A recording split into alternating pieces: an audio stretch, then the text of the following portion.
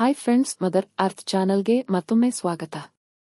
ತಾಯಿ ಲಕ್ಷ್ಮೀದೇವಿ ಈ ರೀತಿ ಹೇಳುತ್ತಾರೆ, ಮನೆಯಲ್ಲಿ ಇರುವಂತಹ ಈ 5 ವಸ್ತುಗಳನ್ನು ಬೇರೆಯವರಿಗೆ ಯಾವತ್ತಿಗೂ ಕೊಡಬಾರದು. ತಾಯಿ ಲಕ್ಷ್ಮಿ ಹೇಳಿದ ಮಾತು, ಮನೆಯಲ್ಲಿನ ಈ 5 ವಸ್ತು ಬೇರೆಯವರಿಗೆ ಕೊಟ್ಟರೆ ಭಯಂಕರ ಬಡತನ ಬರುತ್ತದೆ. ಇನ್ನು ನಾವು ನಿಮಗೆ ತಾಯಿ ಲಕ್ಷ್ಮೀದೇವಿಯ ಒಂದು ಪ್ರಾಚೀನ ಕಥೆಯನ್ನು ಹೇಳ್ತೀವಿ. ಈ ಕಥೆಯ ಮಾಧ್ಯಮದ ಮೂಲಕ ನಿಮಗೆ ಮನೆಯಲ್ಲಿರುವಂತಹ ಒಬ್ಬ ಸ್ತ್ರೀ ಯಾವ ರೀತಿಯ ವಸ್ತುಗಳನ್ನು ಆಚಾರವಂತ ಜನರಿಗೆ ಕೊಡಬಾರದು ವಿಷಯ ಗೊತ್ತಾಗುತ್ತೆ. ಯಾವ ಹೆಣ್ಣು ಮಕ್ಕಳು ಈ ವಸ್ತುಗಳನ್ನು ಬೇರೆಯವರಿಗೆ ಕೊಡುತ್ತಾರೋ ತಾಯಿ ಲಕ್ಷ್ಮೀದೇವಿ ಅವರ ಮನೆಯನ್ನು ಬಿಟ್ಟು ಹೋಗುತ್ತಾರೆ. ಹಾಗಿದ್ರೆ ಈ ಕಥೆಯನ್ನು ನೀವು ಪೂರ್ತಿಯಾಗಿ ಕೇಳಿರಿ, ಯಾಕಂದ್ರೆ ಅಪೂರ್ಣವಾದ ಜ್ಞಾನವು ಅಪಾಯಕಾರಿಯಾಗಿರುತ್ತದೆ. ಯಾರು ಈ ಕಥೆಯನ್ನು ಕೇಳುತ್ತಾರೆ, ತಾಯಿ ಲಕ್ಷ್ಮೀದೇವಿ ಅವರ ಮನೆಯನ್ನು ಧನ ಸಂಪತ್ತಿನಿಂದ ತುಂಬುತ್ತಾರೆ. ಹಾಗಾದ್ರೆ ತಡವೇಕೆ, ಕಥೆಯನ್ನು ಪ್ರಾರಂಭಿಸೋಣ. ಭಕ್ತಿಯಿಂದ ಲೈಕ್ ಮಾಡಿ, ಕಮೆಂಟ್ ಬಾಕ್ಸ್ನಲ್ಲಿ ಜೈ ಮಹಾಲಕ್ಷ್ಮಿ ಅಂತ ಬರೆಯಿರಿ. ಈ ಮೂಲಕ ಲಕ್ಷ್ಮೀದೇವಿಯ ಆಶೀರ್ವಾದ ನಿಮ್ಮೆಲ್ಲರಿಗೂ ಸಿಗಲಿ ಅಂತ ನಾನು ಬೇಡಿಕೊಳ್ಳುತ್ತೇನೆ. ಸ್ನೇಹಿತರೆ, ಇದು ಪೂರ್ವಕಾಲದ ಮಾತು ಆಗಿದೆ. ಮಧ್ಯ ದೇಶದಲ್ಲಿ ಒಂದು ತುಂಬಾ ಸುಂದರವಾದ ನಗರವಿತ್ತು. ನಗರದಲ್ಲಿ ಸುಕನ್ಯಾ ಹೆಸರಿನ ಸ್ತ್ರೀಯೊಬ್ಬಳು ತನ್ನ ಗಂಡ ಅತ್ತೆ ಮಾವನೊಂದಿಗೆ ಒಂದು ಮನೆಯಲ್ಲಿ ವಾಸವಾಗಿದ್ದಳು. ಆಕೆ ಒಬ್ಬ ಪತಿವ್ರತೆ ನಾರಿಯಾಗಿದ್ದ. ಸತ್ಯ ಧರ್ಮವನ್ನು ಪಾಲಿಸುವ, ಗೃಹ ಕಾರ್ಯವನ್ನು ಯಾವತ್ತಿಗೂ ಚೆನ್ನಾಗಿ ಮಾಡುತ್ತಿದ್ದಳು.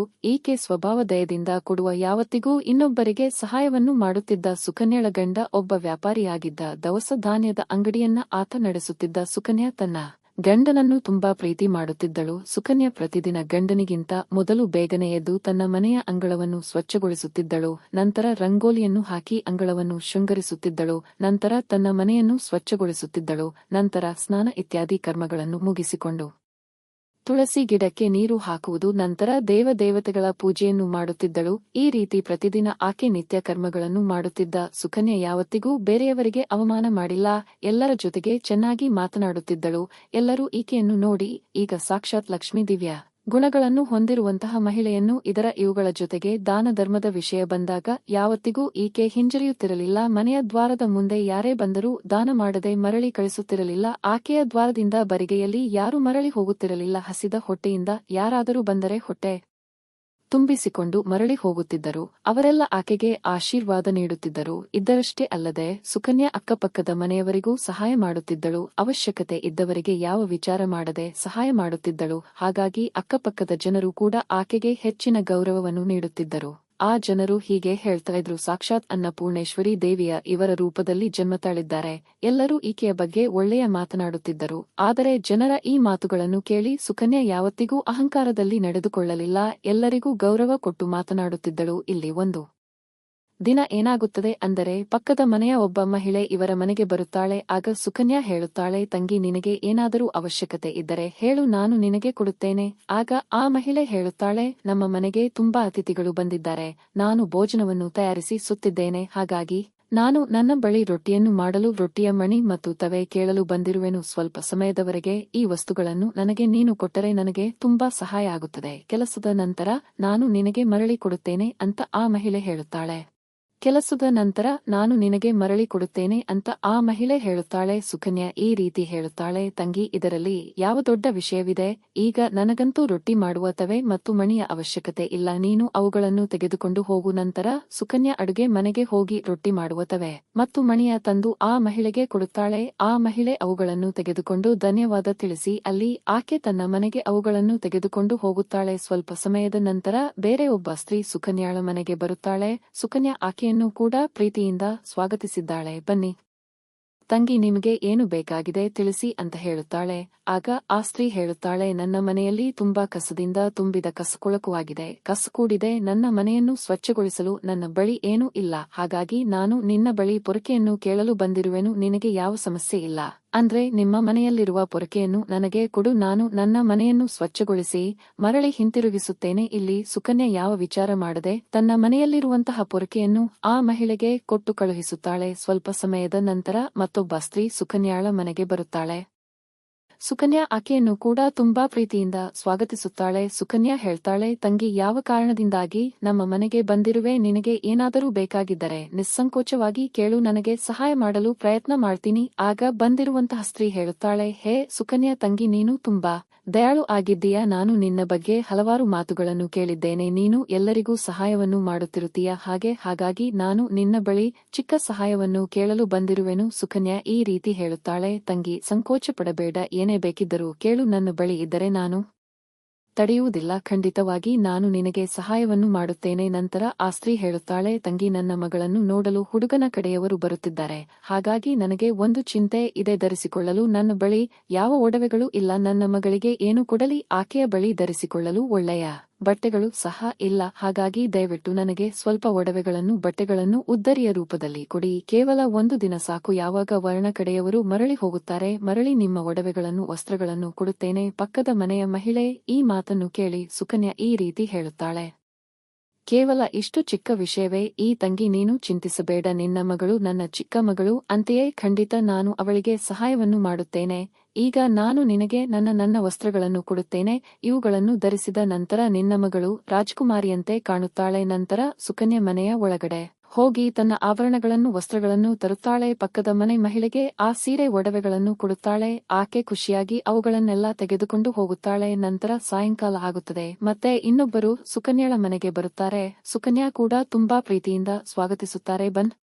ನೀ ತಂಗಿ, ಯಾವ ಕಾರಣದಿಂದಾಗಿ ನನ್ನ ಮನೆಗೆ ಬಂದಿರುವೆ ಅಂತ ಕೇಳುತ್ತಾರೆ. ನಾನು ನಿನಗೆ ಹೇಗೆ ಸಹಾಯವನ್ನು ಮಾಡಬಹುದು? ನಿನಗೆ ಏನಾದರೂ ಬೇಕಾಗಿದ್ದರೆ ನಿಶ್ಚಿತವಾಗಿ ಹೇಳು. ಖಂಡಿತವಾಗಿ ನಾನು ನಿನಗೆ ಹೇಗೆ ಸಹಾಯವನ್ನು ಮಾಡಬಹುದು? ಪಕ್ಕದ ಮನೆಯವಳು ಹೇಳುತ್ತಾಳೆ, ತಂಗಿ ಸುಕನ್ಯಾ, ನೀನು ತುಂಬಾ ದಯಾ ವ್ಯಕ್ತಿಯಾಗಿದ್ದೀಯಾ. ನೀನು ಎಲ್ಲರಿಗೂ ಸಹಾಯವನ್ನು ಮಾಡುತ್ತಿದ್ದೀಯಾ. ಹಾಗಾಗಿ ನಾನು ಕೂಡ ನಿನ್ನ ಬಳಿ ಬಂದಿದ್ದೇನೆ. ನನ್ನ ಮಗು ಹಸಿದುಕೊಂಡು ಕೂತಿದೆ. ಅದಕ್ಕೆ ಕುಡಿಸಲು ಹಾಲು ಇಲ್ಲ. ಹಾಗಾಗಿ ನಾನು ನಿನ್ನ ಬಳಿ ಹಣ ಕೇಳಲು ಬಂದಿದ್ದೇನೆ. ಸ್ವಲ್ಪ ಹಾಲು ಸಿಕ್ಕರೆ ದೊಡ್ಡ ಸಹಾಯ ಆಗುತ್ತದೆ. ಸುಕನ್ಯಾ ಹೇಳ್ತಾಳೆ, ಇದರಲ್ಲಿ ಯಾವ ದೊಡ್ಡ ವಿಷಯ ಇದೆ ತಂಗಿ? ಈಗ ನಾನು ಹಾಲನ್ನು ತರುತ್ತೇನೆ ಇಲ್ಲೇ. ನಂತರ ಸುಕನ್ಯಾ ಅಡುಗೆ ಮನೆಗೆ ಹೋಗಿ ಹಾಲನ್ನು ತಂದು ಆ ಹುಡುಗಿಗೆ ಓಡುತ್ತಾಳೆ. ಆಗ ಖುಷಿಯಿಂದ ಆ ಹಾಲನ್ನು ತೆಗೆದುಕೊಂಡು ತನ್ನ ಮನೆಗೆ ಹೋಗುತ್ತಾಳೆ. ಈ ರೀತಿಯಾಗಿ ಸುಕನ್ಯಾ ತನ್ನ ಅಕ್ಕಪಕ್ಕದ ಮನೆಯವರಿಗೆಲ್ಲ ಸಹಾಯವನ್ನು ಮಾಡುತ್ತಾಳೆ. ನಂತರ ಖುಷಿಯಿಂದ ತನ್ನ ಮನೆಯ ಎಲ್ಲಾ ಕೆಲಸ ಕಾರ್ಯಗಳನ್ನು ಮಾಡಲು ಮುಂದಾಗುತ್ತಾಳೆ. ರಾತ್ರಿಯಾಗುತ್ತಿದ್ದಂತೆ ಆಕೆಯ ಗಂಡ ಮನೆಗೆ ಮರಳಿ ಬರುತ್ತಾನೆ. ಸುಕನ್ಯಾ ತನ್ನ ಗಂಡನಿಗೆ ನಮಸ್ಕರಿಸುತ್ತಾಳೆ. ರಾತ್ರಿ ಗಂಡ ಹೆಂಡತಿ ಖುಷಿಯಿಂದ ಮಲಗುತ್ತಾರೆ. ಮಾರನೇ ದಿನ ಮುಂಜಾನೆ ಎದ್ದ ತಕ್ಷಣ ಒಂದು ಕೆಟ್ಟದಾಗಿರುವ ಸುದ್ದಿ ಅವರ ಕಿವಿಗೆ ಬೀಳುತ್ತದೆ. ಒಬ್ಬ ವ್ಯಕ್ತಿಯ ಓಡಿ ಸುಕನ್ಯಾ ಮನೆಗೆ ಬರುತ್ತಾನೆ. ಸುಕನ್ಯಾ ಗಂಡನಿಗೆ ಈ ಒಂದು ವಿಚಾರವನ್ನು ಹೇಳುತ್ತಾನೆ. ಹೇ ಅನ್ನ, ನಿನ್ನೆ ರಾತ್ರಿ ಯಾರೋ ನಿಮ್ಮ ಅಂಗಡಿಯನ್ನು ಕದ್ದಿದ್ದಾರೆ.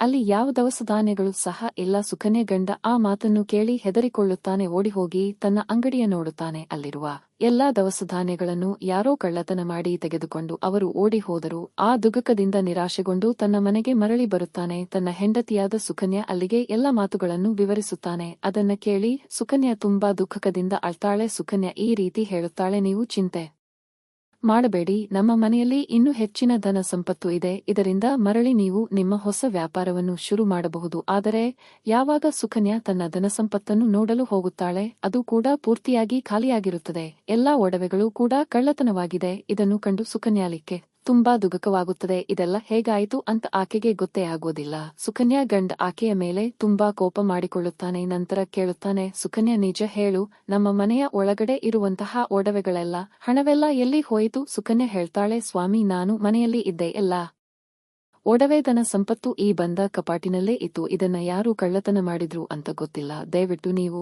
ಶಾಂತವಾಗಿರಿ. ನಾವು ಯಾವುದಾದರೂ ಉಪಾಯವನ್ನು ಖಂಡಿತವಾಗಿ ಹುಡುಕೋಣ. ಸುಕನ್ಯಾ ಗಂಡ ಈ ರೀತಿ ಹೇಳುತ್ತಾನೆ. ನಿಂತು ಬೇರೆ ಜನರನ್ನು ಮನೆಗೆ ಕರೆಸಿ ಇದನ್ನೆಲ್ಲ ಅವರಿಗೆ ಕೊಟ್ಟು ಬಿಡುತ್ತೀಯಾ? ಇದು ಅದರದ್ದೇ ಕಲ ಆಗಿದೆ. ಅವರಲ್ಲೇ ಯಾರೋ ಒಬ್ಬರು ನಮ್ಮ ಮನೆಯಲ್ಲಿ ಇರುವಂತಹ ಅದನ್ನು ಸಂಪತ್ತನ್ನ ಕಳ್ಳತನ ಮಾಡಿದ್ದಾರೆ. ಸಿಟಿನಲ್ಲಿ ಸುಕನ್ಯಾಳ ಗಂಡ ಹೇಗೆ ಬೇಕೋ ಹಾಗೆ ಮಾತನಾಡುತ್ತಾನೆ. ಜೊತೆಗೆ ಆಕೆಯ ಅತ್ತೆ ಕೂಡ ಬಂದು ಬೈದು ಬಿಡುತ್ತಾರೆ. ಇಲ್ಲಿ ಈ ರೀತಿ ಹೇಳುತ್ತಾರೆ, ನಿನ್ನೆ ಅಕ್ಕಪಕ್ಕದ ಮನೆಯವರಿಗೆ ಮನೆಯಲ್ಲಿ ಇರುವಂತಹ ಎಲ್ಲ ವಸ್ತುಗಳನ್ನು ಕೊಡುತ್ತೀಯ, ಯೋಚನೆ ಮಾಡದೆ ಎಲ್ಲರಿಗೂ ಸಹಾಯವನ್ನು ಮಾಡುತ್ತಿರುತ್ತೀಯ. ಅವಳಿಗೆ ಯಾರೋ ಒಬ್ಬರು ಎಲ್ಲದನ್ನೂ ಸಂಪತ್ತನ್ನು ಲೂಟಿ ಮಾಡಿದ್ದಾರೆ. ಮನೆಯಲ್ಲಿ ಇರುವಂತಹ ಎಲ್ಲ ಜನರು ಸುಕನ್ಯಾಳಿಗೆ ಕೆಟ್ಟ ಪದಗಳನ್ನು ಹಾಡುತ್ತಾರೆ. ನಂತರ ಸುಕನ್ಯಾ ತನ್ನ ಗಂಡನಿಗೆ ಒಂದು ಮಾತನ್ನು ಹೇಳುತ್ತಾಳೆ, ನೀವು ಚಿಂತಿಸಬೇಡಿ, ನಾನು ಸ್ವಲ್ಪ ನನ್ನ ಒಡವೆಗಳನ್ನು ಪಕ್ಕದ ಮನೆಯ ಒಳಗೆ ಕೊಟ್ಟಿದ್ದೇನೆ. ನಾನು ಆಕೆಯಿಂದ ಮರಳಿ ತೆಗೆದುಕೊಂಡು ಬರುತ್ತೇನೆ. ನಂತರ ಸುಕನ್ಯಾ ಆ ಬಡ ಹೆಂಗಸಿನ ಮನೆಗೆ ಹೋಗುತ್ತಾರೆ. ಆದರೆ ಆ ಮನೆಯಲ್ಲಿ ಯಾರು ಸಹ ಇರುವುದಿಲ್ಲ. ಆಸ್ತಿ ಕೂಡ ಆ ಸುಕನ್ಯಾಳ ಒಡವೆಗಳನ್ನು ತೆಗೆದುಕೊಂಡು ಆ ಮನೆಯನ್ನು ಬಿಟ್ಟು ಓಡಿ ಹೋಗಿರುತ್ತಾಳೆ. ಸುಕನ್ಯಾ ನಿರಾಶೆಗೊಂಡು ಮರಳಿ ಮನೆಗೆ ಬರುತ್ತಾಳೆ. ತನ್ನ ಗಂಡನಿಗೆ ಎಲ್ಲಾ ವಿಷಯವನ್ನು ಹೇಳಿದ್ದಾಳೆ. ಇದರಿಂದ ಗಂಡನ ಸಿಟ್ಟು ಇನ್ನಷ್ಟು ಹೆಚ್ಚಿಗೆ ಆಗುತ್ತದೆ. ಸುಕನ್ಯಾ ಗಂಡ ಈ ರೀತಿ ಹೇಳುತ್ತಾನೆ, ಸುಕನ್ಯಾ, ನೀನು ದೊಡ್ಡ ಮೂರ್ಖ ಆಗಿದ್ದೀಯಾ. ನಿನ್ನ ಕಾರಣದಿಂದಲೇ ನಮ್ಮ ಎಲ್ಲಾ ಧನ ಸಂಪತ್ತು ಐಶ್ವರ್ಯ ಸಿರಿ ಸಂಪತ್ತೆಲ್ಲ ಹೋಗಿದೆ. ನಿನ್ನ ದಾನ ಧರ್ಮದ ಹವ್ಯಾಸದ ಕಾರಣದಿಂದಾಗಿ ನಮ್ಮ ಮೇಲೆ ಈ ಕಷ್ಟವು ಬಂದಿದೆ. ಇನ್ನು ಈಗ ಈ ಮನೆಯಲ್ಲಿ ಇರುವುದು ಬೇಡ. ನೀನು ಇದೇ ಕ್ಷಣ ಈ ಮನೆಯನ್ನು ಬಿಟ್ಟು ಹೋಗುವ. ಸುಕನ್ಯಾ ಈ ರೀತಿ ಹೇಳುತ್ತಾಳೆ, ನಿಮ್ಮನ್ನು ಬಿಟ್ಟು ನನಗೆ ಈ ಜಗತ್ತಿನಲ್ಲಿ ಬೇರೆ ಯಾರೂ ಇಲ್ಲ. ನಾನು ನಿಮ್ಮನ್ನು ಬಿಟ್ಟು ಎಲ್ಲಿ ಹೋಗಲಿ. ಸುಕನ್ಯಾ ಗಂಡ ಈ ರೀತಿ ಹೇಳುತ್ತಾನೆ, ನೀನು ಎಲ್ಲಿ ಬೇಕಾದರೂ ಹೋಗುವ, ಆದರೆ ಈಗ ನೀನು ಈ ಮನೆಯಲ್ಲಿ ಇರಲು ಸಾಧ್ಯವಿಲ್ಲ. ನಿನ್ನ ಕಾರಣದಿಂದಲೇ ನಾವು ಹಾಳಾಗಿದ್ದೇವೆ. ಇನ್ನು ನೀನು ಈ ಮನೆಯಲ್ಲಿ ಇದ್ದರೆ ಎಲ್ಲವೂ ನಾಶವಾಗಿ ಹೋಗುತ್ತದೆ. ಸುಕನ್ಯಾ ತನ್ನ ಗಂಡನಿಗೆ ಕೈಮುಗಿದು ಕೇಳಿಕೊಳ್ಳುತ್ತಾಳೆ, ಸ್ವಾಮಿ ಈ ರೀತಿ ಹೇಳಬೇಡಿ. ನಾನು ಯಾವ ಅಪರಾಧವನ್ನು ಮಾಡಿಲ್ಲ. ನೀವಿಲ್ಲದೆ ನಾನು ಬದುಕೋದಿಲ್ಲ. ಆದರೆ ಸುಕನ್ಯಾ ಗಂಡ ಆಕೆಯ ಯಾವ ಮಾತುಗಳನ್ನು ಕೇಳುವುದಿಲ್ಲ. ಆಕೆಯನ್ನು ಮನೆಯ ಆಚೆ ನೂಕುತ್ತಾನೆ. ನಂತರ ಈ ರೀತಿ ಹೇಳುತ್ತಾನೆ, ಈಗ ನೀನು ಅಲ್ಲಿಂದ ಮರಳಿ ಹೋಗುವ, ಮತ್ತೆ ಬರಬೇಡ. ಬೇಕಾದರೆ ಯಾವುದಾದರೂ ನದಿಗೆ ಹಾರುವ, ಆದರೆ ಈಗಿನಿಂದ ನನ್ನೊಡನೆ ಈ ಮನೆಯಲ್ಲಿ ನೀನು ಇರಬೇಡ. ನಂತರ ಸುಕನ್ಯಾ ಕಣ್ಣೀರು ಹಾಕುತ್ತಾ ತನ್ನ ಗಂಡನ ಮನೆಯನ್ನು ಬಿಟ್ಟು ಹೋಗುತ್ತಾಳೆ. ತಾಯಿ ಲಕ್ಷ್ಮೀ ದೇವಿಯ ದೇವಸ್ಥಾನಕ್ಕೆ ಹೋಗುತ್ತಾಳೆ. ತಾಯಿ ಲಕ್ಷ್ಮೀದೇವಿಯ ಮುಂದೆ ಕುಳಿತುಕೊಂಡು ಪ್ರಾರ್ಥನೆ ಮಾಡುತ್ತಾ ಈ ರೀತಿ ಹೇಳುತ್ತಾಳೆ, ಹೇ ತಾಯಿ, ನನ್ನ ಯಾವ ತಪ್ಪಿನ ಕಾರಣದಿಂದಾಗಿ ನನ್ನ ಪರಿಸ್ಥಿತಿ ಹೀಗಾಗಿದೆ. ಹೇ ಮಹಾಲಕ್ಷ್ಮಿ, ಪ್ರತಿನಿತ್ಯ ನಾನು ನಿಮ್ಮನ್ನು ಪೂಜಿಸುತ್ತಿದ್ದೆ, ಆದರೆ ನೀವು ನನ್ನ ಮನೆಯನ್ನು ಬಿಟ್ಟು ಹೋಗಿದ್ದೀರಾ. ನಾನು ಯಾವ ಅಪರಾಧವನ್ನು ಮಾಡಿದ್ದೇನೆ ಅಂತ ದಯವಿಟ್ಟು ನನಗೆ ತಿಳಿಸಿ. ಅಮ್ಮ, ಯಾಕೆ ನೀವು ನನ್ನ ಮೇಲೆ ಎಷ್ಟು ಸಿಟ್ಟಾಗಿದ್ದೀರಾ ಅಂದ್ರೆ ಗಂಡನನ್ನು ಸ್ವೀಕಾರ ಮಾಡಿಲ್ಲ ಅಂದ್ರೆ ನಾನು ಕೂಡ ಜೀವಂತವಾಗಿ ಇರುವುದಿಲ್ಲ. ಅಂದರೆ ನನ್ನ ಕಾರಣದಿಂದಲೇ ನನ್ನ ಗಂಡನ ಸ್ಥಿತಿ ಈ ರೀತಿಯಾಗಿದ್ದರೆ ನಾನು ಬದುಕಿರಲು ನನಗೆ ಯಾವ ಅಧಿಕಾರವಿಲ್ಲ. ಇಷ್ಟು ಯೋಚಿಸಿ ಸುಕನ್ಯಾ ತನ್ನ ಪ್ರಾಣತ್ಯಾಗ ಮಾಡಲು ನದಿಯ ಹತ್ತಿರ ಹೋಗುತ್ತಾಳೆ. ನದಿಯ ಬಳಿ ಹೋಗಿ ಸುಕನ್ಯಾ ತಾಯಿ ಲಕ್ಷ್ಮೀದೇವಿಯ ಬಳಿ ಪ್ರಾರ್ಥನೆ ಮಾಡುತ್ತಾಳೆ, ತಾಯಿ ಲಕ್ಷ್ಮಿ, ಈಗ ನಾನು ಪ್ರಾಣತ್ಯಾಗ ಮಾಡಲು ಹೊರಟಿರುವನು. ಅಂದರೆ ನನ್ನಿಂದ ನಿನ್ನ ಪೂಜೆಯಲ್ಲಿ ಯಾವುದಾದರೂ ಕೊರತೆಯಾಗಿದ್ದರೆ ನನ್ನ ಕ್ಷಮಿಸು. ನಾನು ನನ್ನ ಗಂಡನ ಇಲ್ಲದೆ ಬದುಕಿರಲು ಸಾಧ್ಯ. ಹಾಗಾಗಿ ನಾನು ಈ ನದಿಯಲ್ಲಿ ಜಿಗಿದು ನನ್ನ ಪ್ರಾಣತ್ಯಾಗ ಮಾಡುವೆನು. ಇಷ್ಟು ಹೇಳಿದ ತಕ್ಷಣ ಸುಕನ್ಯಾ ನದಿಯಲ್ಲಿ ಹಾರುವಷ್ಟು ಸಾಕ್ಷಾತ್ ತಾಯಿ ಲಕ್ಷ್ಮೀದೇವಿ ಆ ಸ್ಥಾನದಲ್ಲಿ ಪ್ರಕಟಗೊಳ್ಳುತ್ತಾರೆ. ಲಕ್ಷ್ಮೀದೇವಿ ಸುಕನ್ಯಾಳಿಗೆ ಈ ಮಾತನ್ನು ಹೇಳ್ತಾರಲ್ಲ, ಸುಕನ್ಯಾ, ಹೇ ಮಗಳೇ, ನೀನು ಏನು ಮಾಡಲು ಹೊರಟಿರುವೆ? ಸುಕನ್ಯಾ ತನ್ನ ಕಣ್ಣುಗಳನ್ನು ತೆರೆದು ನೋಡುತ್ತಾಳೆ. ಸಾಕ್ಷಾತ್ ತಾಯಿ ಲಕ್ಷ್ಮೀದೇವಿಯ ಆಕೆ ಮುಂದೆ ನಿಂತಿರುತ್ತಾಳೆ. ತಾಯಿ ಲಕ್ಷ್ಮೀದೇವಿಯ ದರ್ಶನವನ್ನು ಪಡೆದು ಸುಕನ್ಯಾಳಿಗೆ ತುಂಬಾ ಖುಷಿಯಾಗುತ್ತದೆ. ತಾಯಿಗೆ ನಮಸ್ಕಾರ ಮಾಡುತ್ತಾ ಈ ರೀತಿ ಹೇಳುತ್ತಾಳೆ, ತಾಯಿ ಲಕ್ಷ್ಮೀದೇವಿ, ನನ್ನ ಕ್ಷಮಿಸುವ, ನಾನು ತುಂಬಾ ದೊಡ್ಡ ಪಾಪವನ್ನು ಮಾಡಲು ಹೊರಟಿದೆ. ದೇವಿ ಲಕ್ಷ್ಮಿ ಹೇಳ್ತಾರೆ, ಸುಕನ್ಯಾ,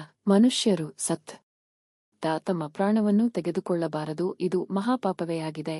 ಈಶ್ವರನು ಯಾವ ಶರೀರವನ್ನು ಕೊಟ್ಟಿದ್ದಾರೆ ಅದನ್ನು ಸುಮ್ಮನೆ ನಾಶ ಮಾಡಬಾರದು. ಸುಕನ್ಯಾ ಈ ರೀತಿ ಹೇಳುತ್ತಾಳೆ, ತಾಯಿ, ನಾನು ಏನು ಮಾಡಲಿ? ನನ್ನ ಗಂಡನನ್ನು ಬಿಟ್ಟಿದ್ದಾರೆ. ಸ್ತ್ರೀ ತನ್ನ ಗಂಡನನ್ನು ಬಿಟ್ಟು ಇರಬಾರದು. ನಾನು ಗಂಡನನ್ನು ಬಿಟ್ಟು ಜೀವಂತವಾಗಿರಲು ಸಾಧ್ಯವಿಲ್ಲ. ಹಾಗಾಗಿ ನನ್ನ ಪ್ರಾಣ ಕೊಡಲು ಹೊರಟಿದ್ದೇನೆ. ದೇವಿ ಲಕ್ಷ್ಮಿ ಹೇಳ್ತಾರೆ, ಹೇ ಸುಕನ್ಯಾ, ನನಗೆ ಎಲ್ಲವೂ ಗೊತ್ತಿದೆ. ನಿನ್ನ ಗಂಡ ನಿನ್ನನ್ನು ಯಾಕೆ ತ್ಯಾಗ ಮಾಡಿದ್ದಾರೆ ಅನ್ನೋ ವಿಷಯ ಕೂಡ ನನಗೆ ಗೊತ್ತಿದೆ. ಇವೆಲ್ಲ ನಿನ್ನ ತಪ್ಪಿನ ಕಾರಣದಿಂದಲೇ ಆಗಿವೆ. ನೀನು ಗೊತ್ತಿಲ್ಲದೆ ಕೆಲವು ಯಾವ ರೀತಿಯ ವಸ್ತುಗಳನ್ನು ದಾನವಾಗಿ ಕೊಟ್ಟೆ. ಈ ಒಂದು ಕಾರಣದಿಂದಾಗಿ ನಾನು ನಿನ್ನ ಮನೆಯನ್ನು ಬಿಟ್ಟು ಮಂದಿರವನ್ನು ಸೇರಿದೆ. ಯಾವ ಸ್ತ್ರೀ ತನ್ನ ಮನೆಯಲ್ಲಿರುವ ಈ ವಸ್ತುಗಳನ್ನು ಬೇರೆಯವರಿಗೆ ಕೊಟ್ಟು ಬಿಡುತ್ತಾರೆ, ಅವರ ಮನೆಯಲ್ಲಿ ನಾನು ವಾಸ ಮಾಡುವುದಿಲ್ಲ. ನಾನು ಆ ವಸ್ತುಗಳ ಜೊತೆಗೆ ಅವರ ಮನೆಯನ್ನು ಬಿಟ್ಟು ಹೊರಡುತ್ತೇನೆ. ಆಗ ಸುಕನ್ಯಾ ಹೇಳುತ್ತಾಳೆ, ಈ ತಾಯಿ, ಆ ವಸ್ತುಗಳ ಬಗ್ಗೆ ನನಗೆ ದಯವಿಟ್ಟು ತಿಳಿಸಿ. ನಂತರ ದೇವಿ ಲಕ್ಷ್ಮಿ ಹೇಳುತ್ತಾರೆ, ಹೇ ಪುತ್ರಿ, ನೀನು ಗಮನವಿಟ್ಟು ಕೇಳ. ನಾನು ಕೆಲವು ವಸ್ತುಗಳ ಬಗ್ಗೆ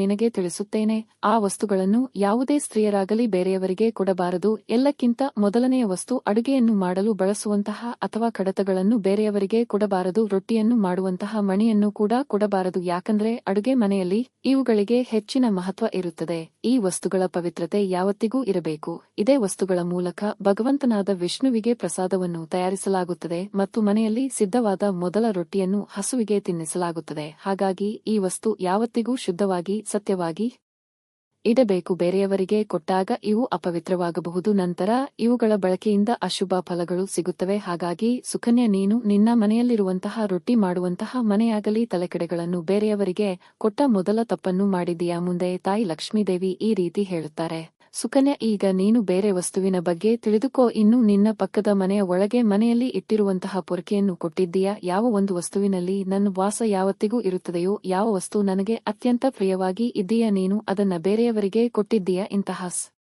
ಸ್ಥಿತಿಯಲ್ಲಿ ನಾನು ನಿನ್ನ ಮನೆಯಲ್ಲಿ ಇರಲು ಹೇಗೆ ಸಾಧ್ಯ ಹೇಳಿ? ಸುಕನ್ಯಾ, ಯಾವ ಸ್ತ್ರೀ ತನ್ನ ಮನೆಯಲ್ಲಿರುವಂತಹ ಪೊರಕೆಯನ್ನು ಬೇರೆಯವರಿಗೆ ಕೊಡುತ್ತಾರೆ, ನಾನು ಆಕೆಯ ಮನೆಯನ್ನು ತ್ಯಾಗ ಮಾಡುತ್ತೇನೆ. ಬಳಕೆಯಿಂದ ಮನೆಯನ್ನು ಸ್ವಚ್ಛಗೊಳಿಸಲಾಗುತ್ತದೆ. ಎಲ್ಲಿ ಸ್ವಚ್ಛತೆ ಇರುತ್ತದೆಯೋ ಅಲ್ಲಿ ನನ್ನ ವಾಸ ಇರುತ್ತದೆ.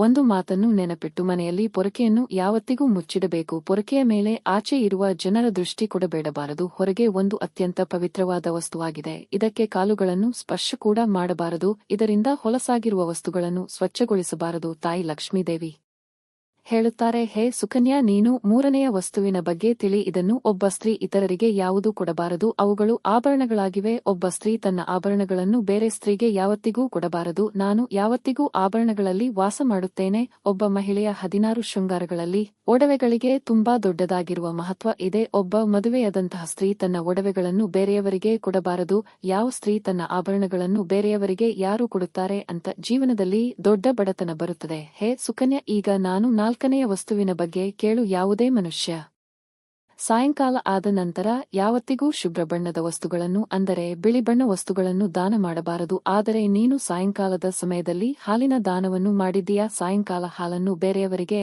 ಕೊಟ್ಟರೆ ದುರ್ಭಾಗ್ಯ ಬರುತ್ತದೆ. ಸಾಯಂಕಾಲ ಶುಭ್ರವಾದ ವಸ್ತುಗಳನ್ನು ಬೇರೆಯವರಿಗೆ ದಾನ ಮಾಡಿದಾಗ ಮನುಷ್ಯನ ಜೀವನದಲ್ಲಿ ದುರ್ಭಾಗ್ಯ ಬರುತ್ತದೆ. ತಾಯಿ ಲಕ್ಷ್ಮೀದೇವಿ ಈ ರೀತಿ ಹೇಳುತ್ತಾರೆ, ಸುಕನ್ಯಾ, ಆ ಎಲ್ಲ ವಸ್ತುಗಳ ಬಗ್ಗೆ ತಿಳಿಸಿದ್ದೇನೆ.